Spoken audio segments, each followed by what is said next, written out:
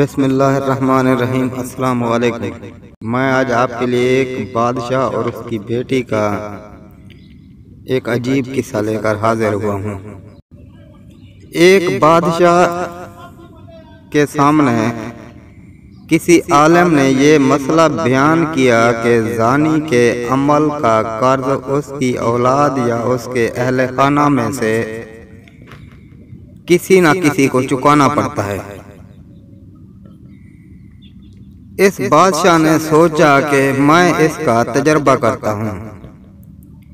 उसकी बेटी हुस्न और जमाल में बेमिसाल थी। उसने शहजादी को बुलाकर कहा कि आम सादा कपड़ा पहनकर अकेली बाजार में जाओ, अपने चेहरे को खुला रखो और लोग तुम्हारे साथ जो मामला करें वो हूबहू आकर मुझे बताओ।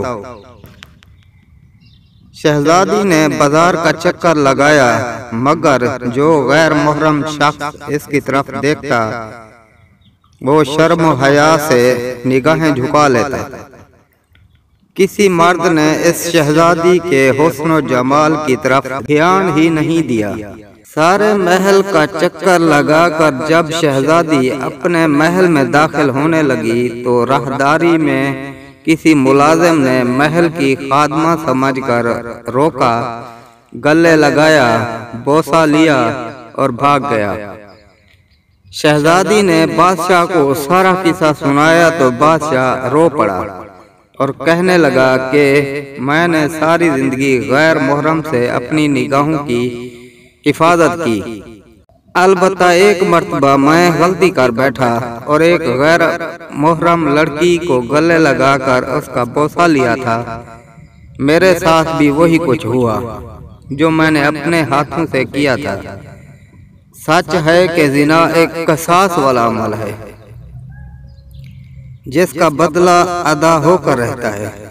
हमें इस वाक़े से इबरत हासिल करना चाहिए।